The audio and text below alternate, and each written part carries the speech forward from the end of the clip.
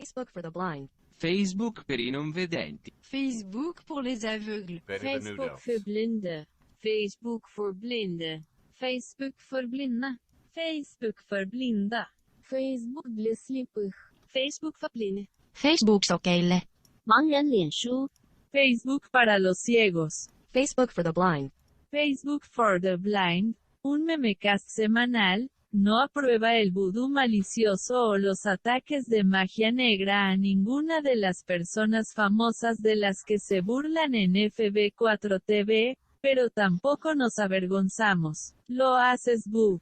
Facebook for the blind. A weekly memecast does not condone malicious voodoo or black magic attacks on any of the famous persons mocked on FB4tB, but we don't kink shame either. You do you, boo. Welcome to Facebook for the Blind, your look at the downfall of Western civilization through the best memes we can find each week.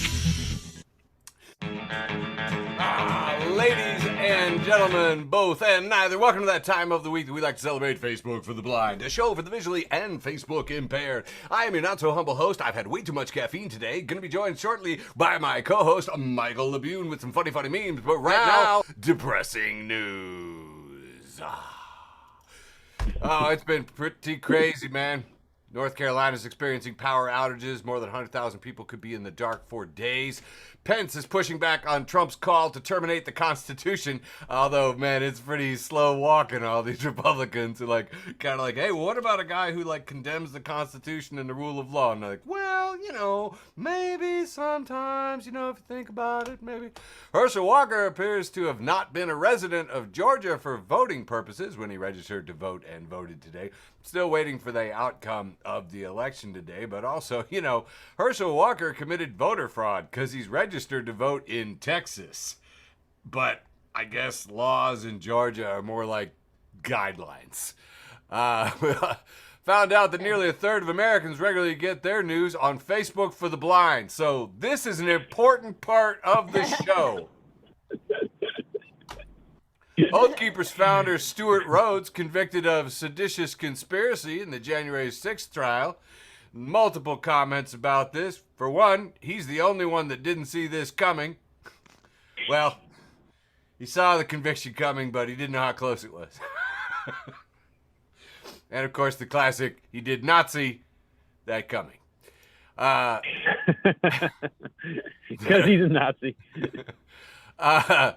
The power outages were big news, because it was a malicious attack. And by the way, I had to go and check in the news, and as I suspected, there was a 2013 attack outside of San Jose with disturbingly similar patterns of firing automatic weapons at a power transformer that was designed to knock out power. Also found out that earlier this year in February, 3 men from Indiana, Wisconsin, and Michigan were actually sentenced in a conspiracy to use automatic firearms to destroy power transmitters and knock out power because they thought it would start a race war.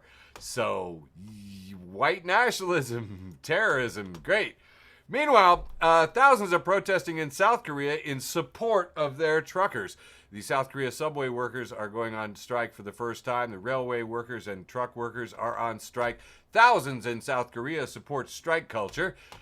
Meanwhile, here in the United States, the Supreme Court of the United States has lost its mind. Alito decided to make a quip about children and the KKK, creating a very awkward high court moment. He started talking about Black Santa Claus and arguments about the anti-gay marriage web designers case, talking about Hamilton and J-Date and Black Santa and kids in KKK outfits. Woo! Good times up there. And remember, it's not prejudice if you call it religion. This is one of my favorite new memes with 1950s family with, they're all throwing stones and the little girl's throwing a stone saying, God told us to hate you. Here's some non-news from over in the Foxosphere. They had a panel that just said, network news coverage of new information on the Hunter Biden laptop story censorship. ABC News, 0 seconds. CBS News, 0 seconds. NBC News, 0 seconds. Meanwhile, on Fox, they almost got it. They almost understood that story.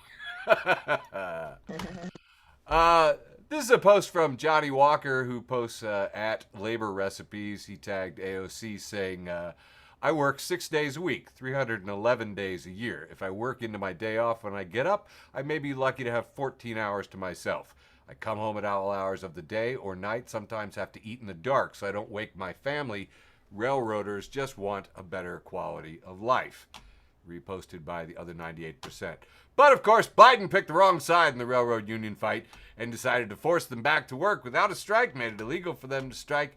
And the Senate passed legislation Thursday, but rejected a House-drawn measure that would have included 7 days of paid sick leave for workers.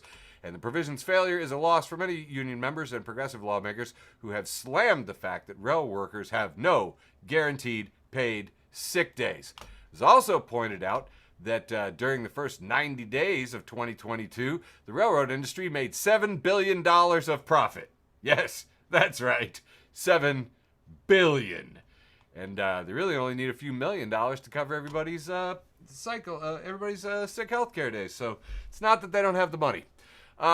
There's a conflicting story on whether or not Iran's morality police are still functioning or not. Iran's attorney general signaled that the morality police could be abolished. If you haven't been following, morality police took a young woman into custody and killed her, and the country has been in an uproar ever since. So several reports saying, Iran has saying the morality police have been scrapped, but then the New York Times says that after months of protest, the move, which governments did not confirm, might be a concession to the protest movement, but People magazine and others are saying, nope, nothing's changed on the ground. The government's refuting it. The hijab still must be worn, and there's still plenty of reason to protest. Friend of the show, Jackie Kashian, said, God will not be mocked, but you can shoot up power stations and put people at risk in winter. As Moore County, North Carolina have figured out, 40,000 customers have lost power. 2 power substations were damaged by gunfire this Saturday. Gate at one of the locations appears to have been taken off of its hinges. The sheriff locally basically said he was leaving it to the national authorities. And several people in the area said that the reason that the power is out is because God is chastising Moore County because of like drag queen bingo or something. I don't know. He said God will not be mocked. So it's the drag queens. And may I just say, please, in any theology, it tells you that God is mocked by queens looking fabulous.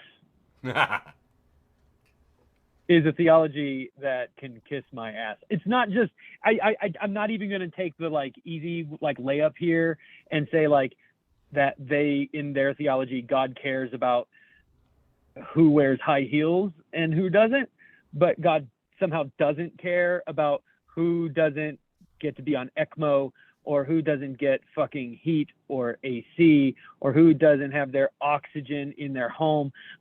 On and on and on and on and fucking on.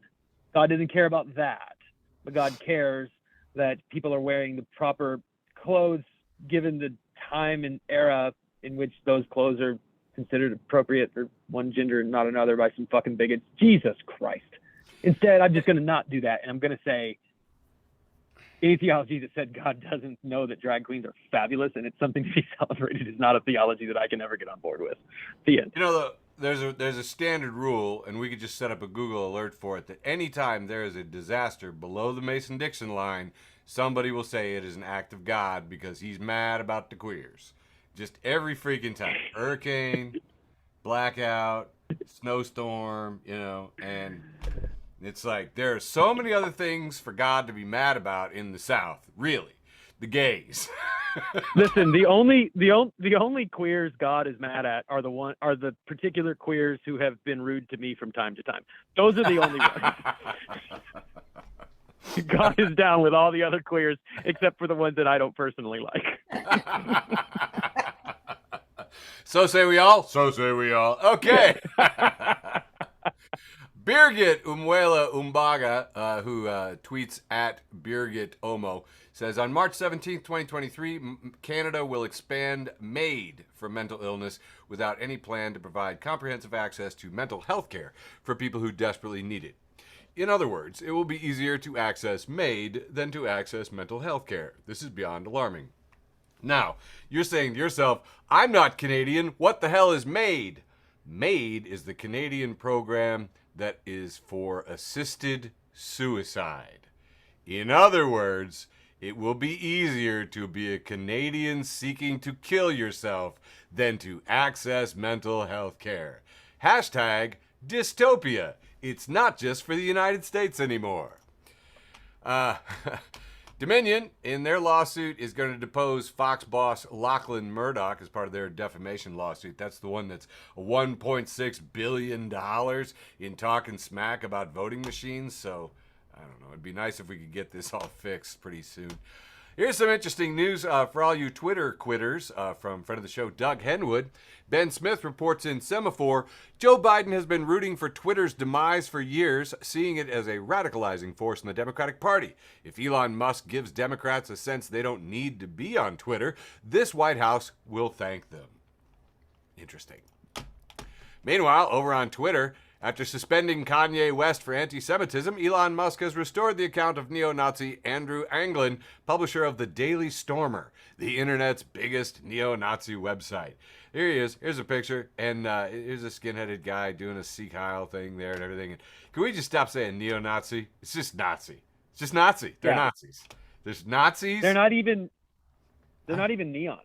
No. Yeah, look at that. Very limited color palette. There's nothing creative. Just regular Nothing. colors.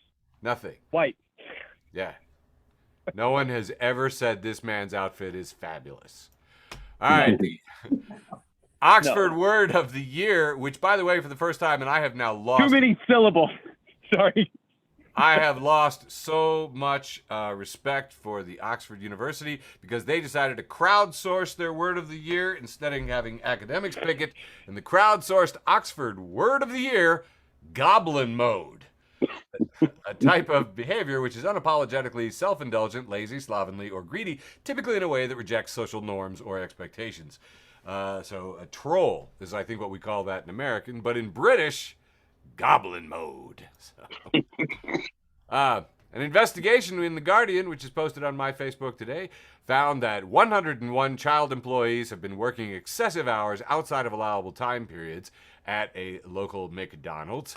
And the family that owns the company, who owns the McDonald's franchises, fined for making children work excessive hours. Yeah, for 101 child employees, yeah, they're paying a civil penalty of $57,000. So if you're wondering, how is there child labor law abuse happening in 2022? It's because it's so affordable. It's so affordable. We always like to close out with, some kind of animal story, and this is from Lovely Birds. This is a Goliath beetle, named after the biblical giant Goliath. And this beetle, with its wing spread, is bigger than this guy's whole hand from stem to stern. Goliath beetles, largest insects in the world, found in Africa's tropical forest underbrush, and I believe they eat bunnies. That's been the news from Facebook for the Blind for December 6th, 2022. Now handing it off to my lovely co-host Michael Labune with our round one, the wholesome round. Keeping the whole in wholesome. Starting with